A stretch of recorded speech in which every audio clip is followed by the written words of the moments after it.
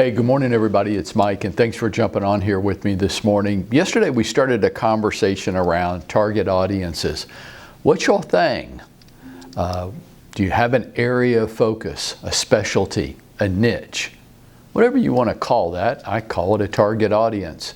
All highly successful agents have a target audience. I always did in my career. Is one of the things I did right.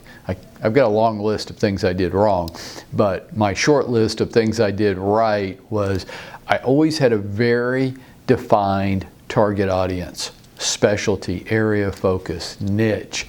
The one thing that I was better at than any other agent in the Atlanta area. What is that for you? We talked about this. We started the conversation yesterday. We're going to continue it through the week. But today, I want to tell you what it is not. Okay? I hear this crazy stuff all the time, and it just makes me shake my head.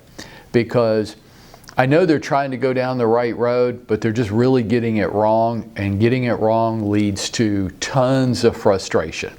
So here's what I'm talking about. Overly broad, undefined classifications, such as commercial, I'm going to be a commercial specialist. Seniors, I'm specializing with seniors.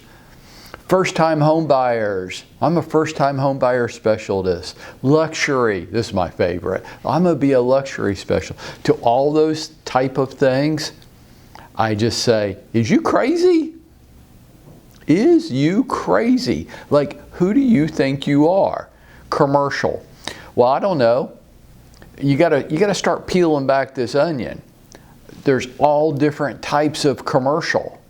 There's Class A office space, high-rise, expensive office space. There's business brokerage under commercial. There's warehouse. There's retail. There's land. There's tenant rep. What are you going to specialize in if you're going to be a commercial specialist? I have a close friend who's in commercial real estate in Atlanta. He works with Cressa Partners. They only do tenant representation. They do not handle listings. They are not on the listing side, the seller representation of any commercial transaction. They will not do it. They only do tenant representation. And then the commercial agents within that firm that only does tenant representation, each of them has a specialty. So they might be a warehouse specialist, in which case they would only help a tenant or a buyer looking to acquire a warehouse type property. That's all they do. And some of them are even more defined than that. Warehouse type properties in certain parts of Atlanta, and then they don't do the other parts. And you might think, wow, they're giving up all the money. The specialization is where the money is.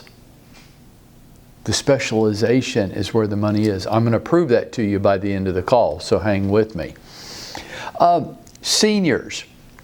Like, okay, there's 7 million people in Atlanta. How are the seniors embedded within that population going to know about you?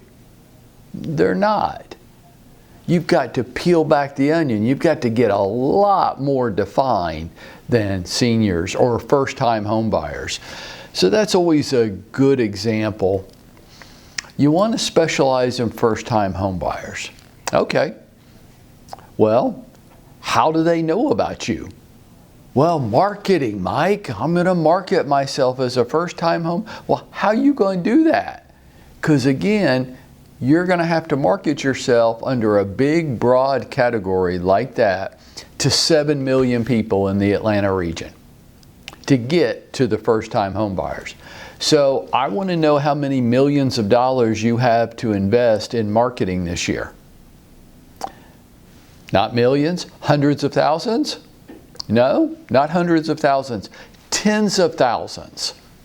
No, I don't have that. Thousands? No, not really. Hundreds? Maybe, but I'd prefer not even to spend that. Then, sweetie pie, how are the first-time home buyers going to know about you? How are you going to find them? And then people just sit there and stare at me like they're lost now. I go, okay, so Where are they? Where do they be? Where are they right now? I don't know. Where do they live? Use your brain here. Where do first-time home buyers live right now, today, before they buy that first home? In a rental. Right. And where are there a whole bunch of rentals all clustered together? Apartments. Right. So while you think it might be a first-time home buyer strategy, I'm going to contend it's really not. I'm going to contend it's more of a geographic farming strategy, and you're focused on apartment complexes, very specific ones. And instead of trying to be their agent that they turn to sell their home, you're trying to become the top-of-mind credible agent for them when they want to buy their first home. As a consequence, you will have many first-time home buyers. Hope that makes sense. The same thing applies to luxury. Like, I hear this crap all the time. I'm going to be a luxury specialist. Yeah, you watched one too many TV shows. But, okay, how are you going to do that? Well, I just am. Well, I get it, but how are you going to do that? What's your strategy? And this is where it all starts to fall apart, right? Well, I actually had somebody say this to me one day with a straight face. I'm just going to hang out where rich people are. I'm like, well, honey, where is that going to be? What are you talking about? You going to hang out in the parking lot of expensive restaurants? Like, what? I think you could get arrested for some of this stuff. What are you talking about? What are you talking about? They don't know. They just envision working with luxury clients. I go, well, just like the first-time home buyers, where do they be? Like, where are they right now today? Well, they live in an expensive home, and I want to help them buy another expensive home. Okay, great.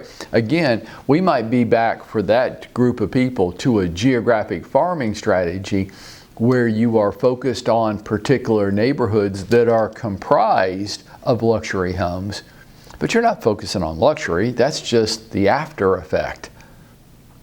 Gosh, I hope this makes sense.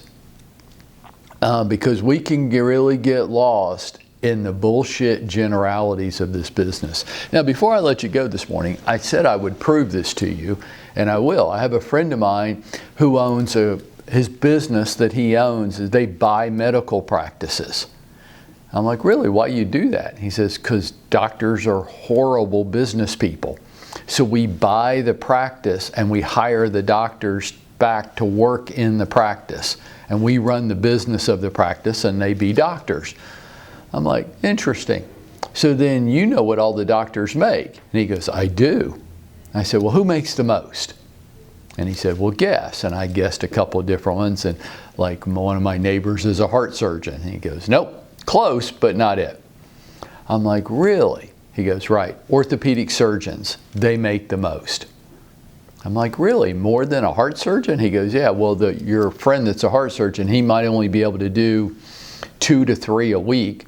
An orthopedic surgeon can do 3 or 4 knees a day. I'm like, interesting. So they're high fees and there's volume, right? Who makes the least? He goes, your doctor. I'm like, my doctor, Dr. Wheeler? I like Dr. Wheeler. Poor Dr. Wheeler. He goes, right. That's who you go to for your physical and when you get sick? I'm like, right. He goes, Dr. Wheeler doesn't make anything. I'm like, now why would that be? Because they always seem busy to me. He goes, there's no specialty there. They refer people to a specialist. And the specialist that they might refer you to, the specialist is making all the money. The generalist, the one that helps everybody, he doesn't make any money at all. So I was in to see my doctor, Dr. Wheeler, last week, and I asked him about this, and he goes, Mike, that's actually true. I would call myself an internist. You might call me your family doctor. It's probably the lowest paid area of being a doctor. I'm like, well, why'd you pick that? He goes, I just like it. It's just very people-oriented, but there's no doubt that if I had picked a specialty out of medical school, I would make a lot more money today.